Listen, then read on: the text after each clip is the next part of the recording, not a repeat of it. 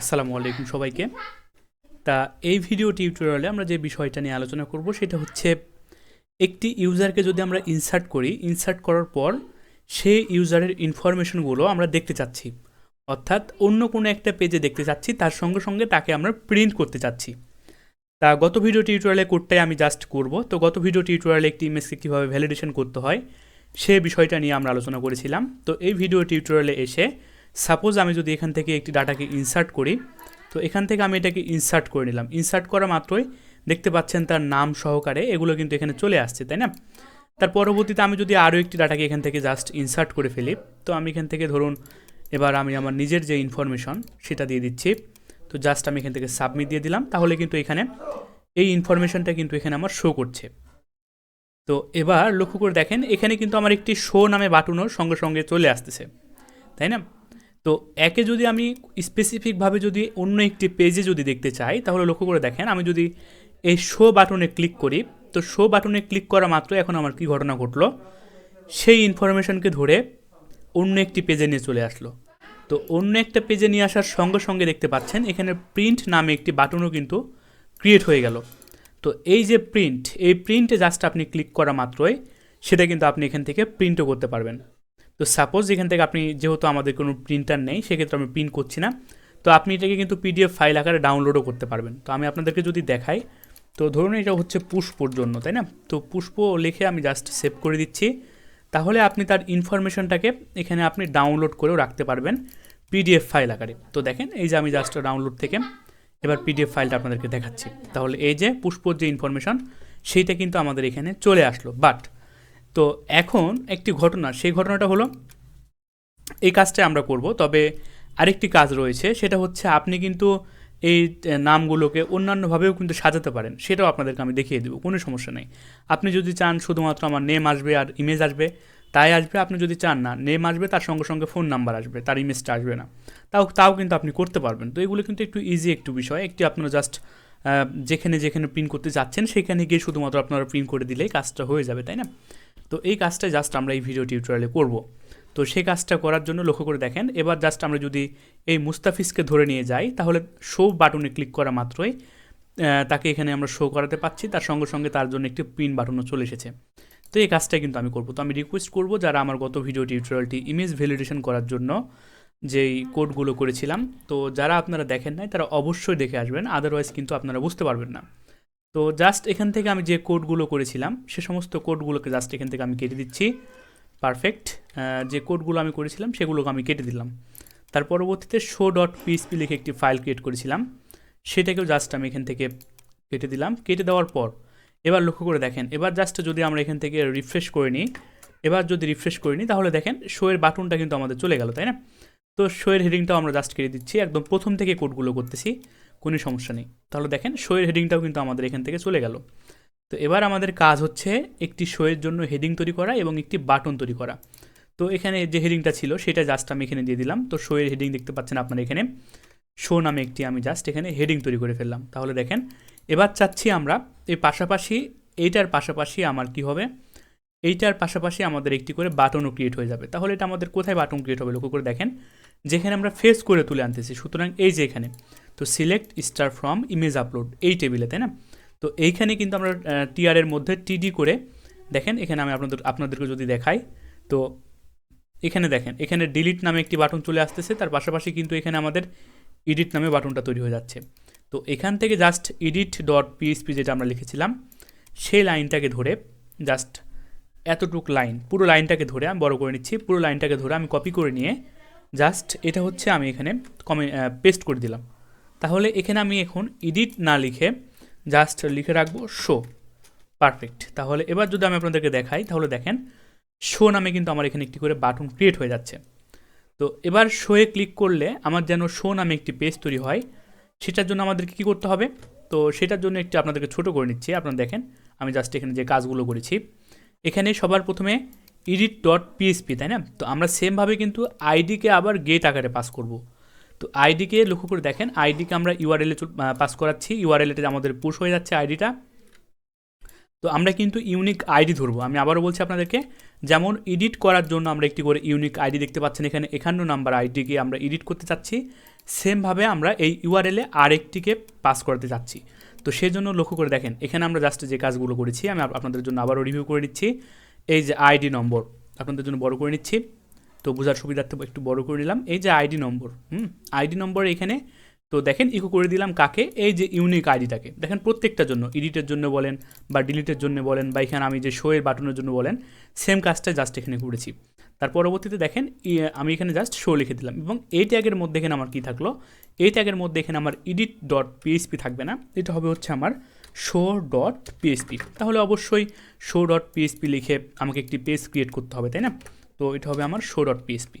তো এতটুকু just show dot পিএইচপিটাকে কন্ট্রোল সি দিয়ে কপি করে কন্ট্রোল এস দিয়ে সেভ করে নিয়ে আমি এইখানে একটি ফাইলকে জাস্ট ক্রিয়েট করে নিলাম। তাহলে এখন আমার এখানে শো ডট পিএইচপি চলে আসলো। তো এবার জাস্ট যদি আমি আপনাদেরকে বেসিক স্ট্রাকচারটা দেখাই তাহলে একটু দেখেন, এখান থেকে ডিরেক্ট আমি মেটা ট্যাগগুলোকে হটিয়ে দিচ্ছি। হটিয়ে দেওয়ার পর এইটাকে আমি বলে দিলাম শো পেজ, এটা হচ্ছে আমার শো পেজ, তাই না? তো এবার জাস্ট আমি এখান থেকে H1 তৈরি করে নিয়ে বলছি এটা আমার শো পেজ, পারফেক্ট। তাহলে দেখেন এবার যদি আমরা জাস্ট আমাদের যে বাটনটি রয়েছে শোয়ে যদি আমরা ক্লিক করি তাহলে আমাদেরকে এই যে কাঙ্ক্ষিত আমার যে শো পেজ সেখানে কিন্তু আমাকে নিয়ে চলে আসলো।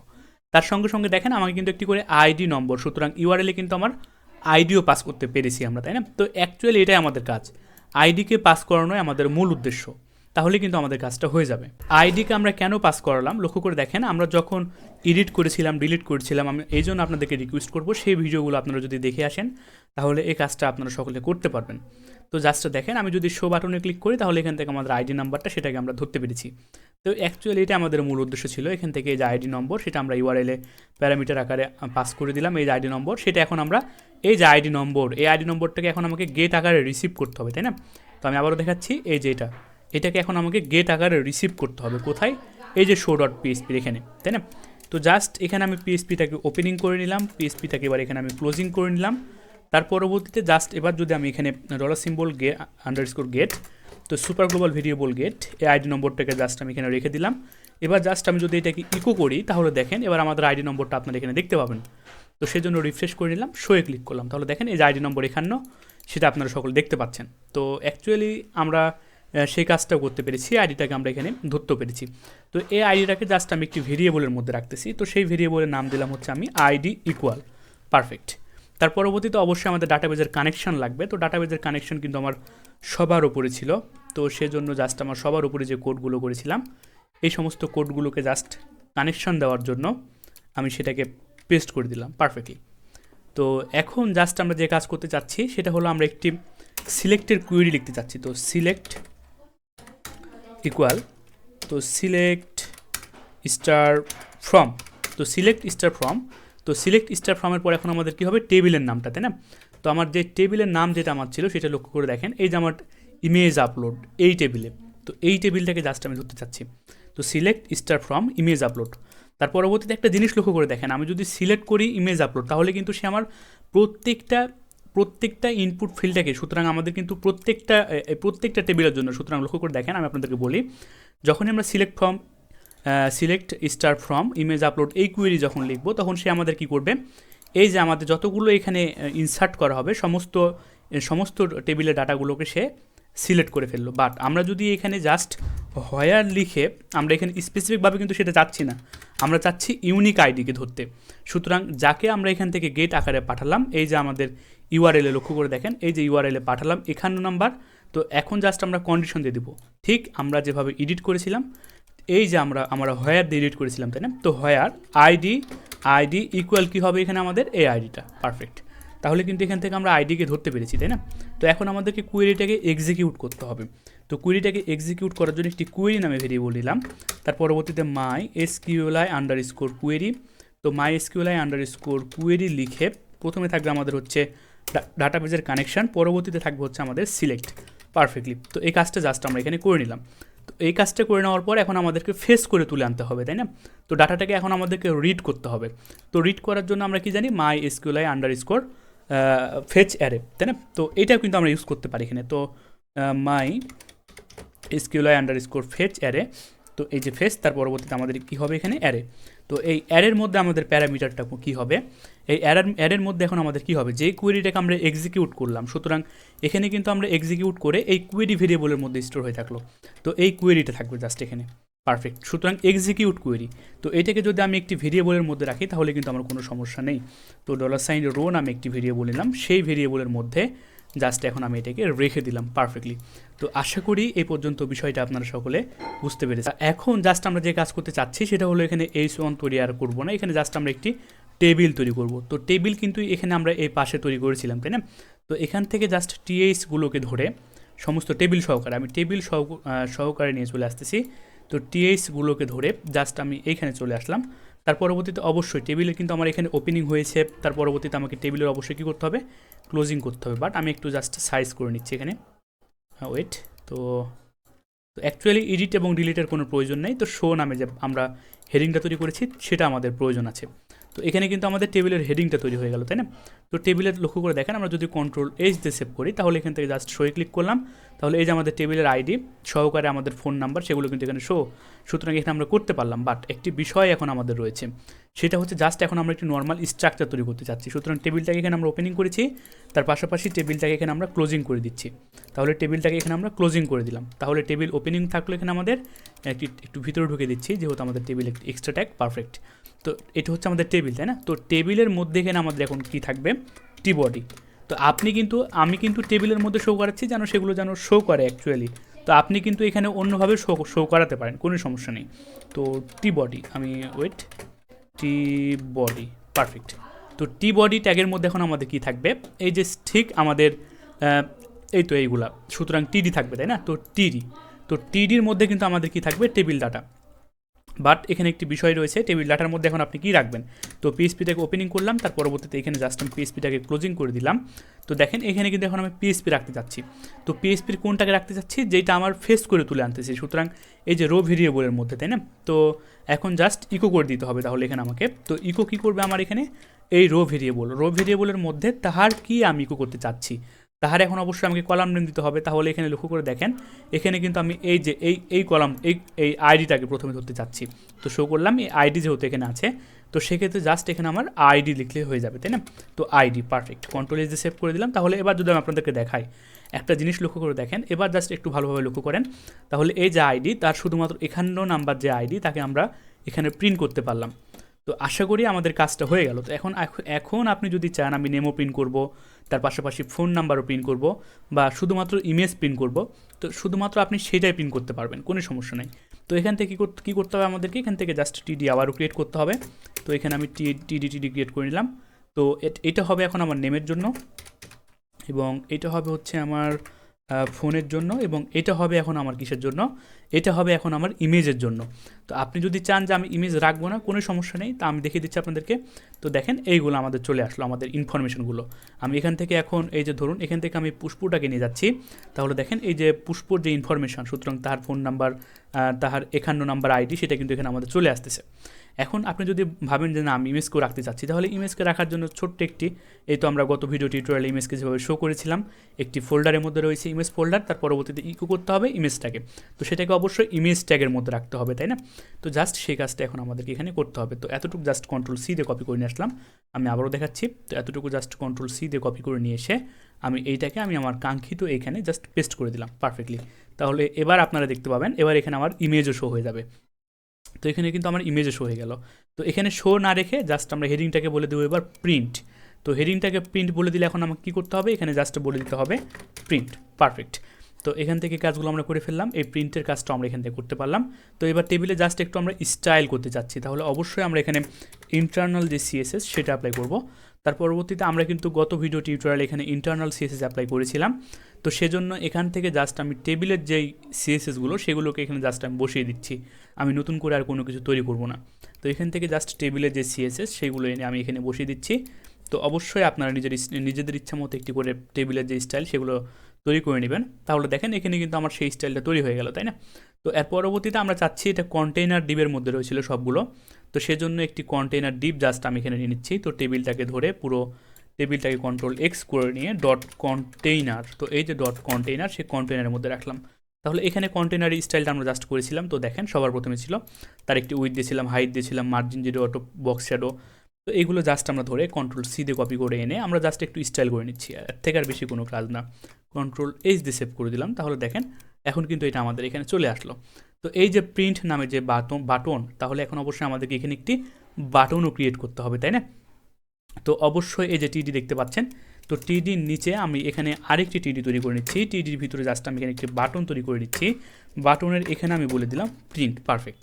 তো এবার জাস্ট আমি এখানে কন্ট্রোল এস দিয়ে সেভ করে দিলাম। তাহলে এবার জাস্ট এই বাটনটাকে ধরে আমরা একটু স্টাইল করে নিই। তো বাটনের কিন্তু আমি স্টাইল এখানে করেছিলাম, তো এখান থেকে ধরে কন্ট্রোল সি দিয়ে কপি করে এনে জাস্ট আমি এখানে বসিয়ে দিচ্ছি তো বাটনের স্টাইলটা পারফেক্টলি। তাহলে দেখেন এবার জাস্ট আমাদের এই বাটনের স্টাইলটাও কিন্তু এখানে হয়ে গেল। তো এখন আমাদেরকে প্রিন্ট বাটনটাকে ইনেবল করতে হবে। সুতরাং প্রিন্ট করার সঙ্গে সঙ্গে, ক্লিক করার সঙ্গে সঙ্গে যেন সেটা আমাদের প্রিন্ট করে দেয়, তাই না? তো এখন এটাকে ইনেবল করার জন্য একটা জিনিস আমরা এখানে করতে পারি, সেটা হলো এই যে বাটন দেখতে পাচ্ছেন, এই বাটনের এখানে অন ক্লিকের যে ইভেন্ট রয়েছে আমাদের জাভাস্ক্রিপ্টের, তো অন ক্লিকের যে ইভেন্ট তাকে ডিরেক্ট আমরা সরাসরি দিয়ে নিচ্ছি। তো সে এখন কি লিসেন শুনবে, তাহলে লিসেনটা হবে উইন্ডো মানে কি আমার পুরো উইন্ডো ডট প্রিন্ট যে মেথড তাকে ডিরেক্ট আমি কল করে দিলাম। আমি আবারও বলছি, ওই যে অন ক্লিকের ইভেন্ট সে আমাদের লিসেন কি শুনবে, উইন্ডো ডট প্রিন্ট মেথড, তাই না? তো এখন জাস্ট এখান থেকে রিফ্রেশ যদি করে নিই বা জাস্ট প্রিন্ট বাটনে ক্লিক করতেছি, তাহলে সে ডিরেক্ট আমাদের এখন এখানে প্রিন্ট করে দিচ্ছে। তো আপনার যদি প্রিন্ট করার ইচ্ছে থাকে তাহলে প্রিন্ট করে নেবেন এখান থেকে, কোনো সমস্যা নেই। তাহলে আপনার এখান থেকে কিন্তু প্রিন্টও করতে পারলেন। তো এখন আপনি চাচ্ছেন আপনি এখানে শুধুমাত্র নেমকে রাখবেন, আর এখানে ইমেজ, এখানে শুধুমাত্র আপনি নেমকে রাখবেন না, ফোন নাম্বারকে রাখবেন না, শুধুমাত্র তার আইডি রাখবেন এবং তার ফোন নাম্বার রাখবেন এবং তার ইমেজ রাখবেন, নেমকে রাখবেন না। তাহলে কি করবেন, জাস্ট কিছুই নাই, আপনি এখান থেকে জাস্ট টিডিটাকে কেটে দিবেন কন্ট্রোল এক্স করে। তাহলে দেখেন এই যে ইনফরমেশন শুধুমাত্র এখানে নেম থাকবে না, তার ফোন নাম্বার থাকবে, তাই না? তো এখানে লক্ষ্য করে দেখেন এখান থেকে আপনি নেমটাও কেটে দিবেন, কোনো সমস্যা নেই। তাহলে আপনার হেডিংটা এবার পারফেক্টভাবে থাকবে।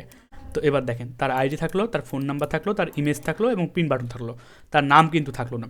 তো আপনি নামটা চাচ্ছেন, নামটা আমি এখানে না, নামটা দিব হচ্ছে আমি টেবিলের বাইরে, সুতরাং ডিবের বাইরে দিব। তো H1 তৈরি করে নিচ্ছি, H1 তৈরি করে নিয়ে আমি জাস্ট এইখানে নেম দেখতে যাচ্ছি, সুতরাং H1 এর ভিতরে।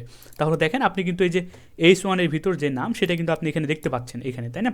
তো এই কাজগুলো আপনারা কিন্তু করতে পারবেন, কোনো সমস্যা নেই। আপনি চাচ্ছেন যে নাম এখানে না, আমি টেবিলের নিচে দেবো, তাহলে জাস্ট ডিবের মধ্যে দিয়ে দিলাম। তাহলে দেখেন এটা আমাদের এখন H1 এর মধ্যে নামটা থাকবে। তো দেখেন এই যে আমার নামটা কিন্তু উঠে চলে আসলো এখানে। তো একটি ডাটা কিন্তু আমি কিভাবে তুলে আনতেছি, অ্যাকচুয়ালি আমার মূল উদ্দেশ্য হচ্ছে এইখানে দেখেন আমি সিলেক্ট স্টার ফ্রম দিয়েছি, পুরো টেবিলটাকে আমরা সিলেক্ট করে নিলাম, হোয়ার আইডি ইকুয়াল আইডি। তার পরবর্তীতে আমরা জাস্ট এখানে কী করলাম, ফেস করে তুলে আনলাম। ফেস করে তুলে আনার পর এটা আমরা ভেরিয়েবলের মধ্যে রাখলাম।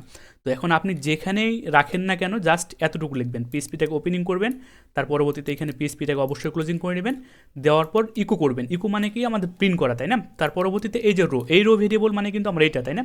তো এটা ফেস করে তুলে আনার জন্য, তো এইটাকে আপনি জাস্ট রেখে দিবেন। রেখে দেওয়ার পর ফেস করে তুলে আনলেন, তুলে আনার পর আপনার হেডিংয়ের নামটা দিবেন এখানে, অর্থাৎ কলামের নেম, ডাটাবেজের যে কলাম থাকবে সেই কলাম নেম। এখানে নেমও থাকতে পারে, এখানে আপনার টাইটেল থাকতে পারে, এখানে আপনার যে কোনো নাম থাকতে পারে, তাই না? তো আপনি জাস্ট এখানে সেই নামটা দিয়ে দিবেন, তাহলে কিন্তু আমাদের কাজটা হয়ে যাবে। তো একটি চেষ্টা করবেন আপনারা সবসময় প্যারেন্টে এই কাজ করার, সুতরাং উপরে করার, টপে রুটে একদম করবেন, তাহলে কিন্তু কোনো প্রকারের ইরর আসবে না আপনাদের। তো দেখেন লক্ষ্য করে এখন তাহলে কিন্তু এখানে কিন্তু আমরা এখান থেকে ইকো করতে পারলাম। তো আপনি যদি চান না এটাকে আমি প্যারাগ্রাফের মধ্যে রাখতে চাচ্ছি, এখানে আমার টেবিলের প্রয়োজন নেই, টিডির কোনো প্রয়োজন নাই, এটাকে জাস্ট আমি একটি প্যারাগ্রাফের মধ্যে রাখবো, তাহলে এই H1টা আমরা কেটে দিচ্ছি, ডিরেক্ট আমরা এখান থেকে একটি পি ক্রিয়েট করে নিলাম, তার পরবর্তীতে এটা আমরা প্যারাগ্রাফের মধ্যে রেখে দিলাম, দিয়ে ইকো করে দিলাম, পারফেক্ট। তাহলে দেখেন এই যে আমাদের মুস্তাফিজ সেটা একটি প্যারাগ্রাফের মধ্যে থাকলো।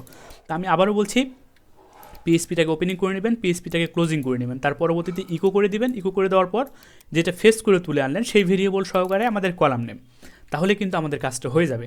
তো আপনি এখন এটা পেজে যেখানে নিচ্ছে সেখানে লিখলে আপনার সেখানে গিয়ে কিন্তু এই কাজটা প্রিন্ট করবে।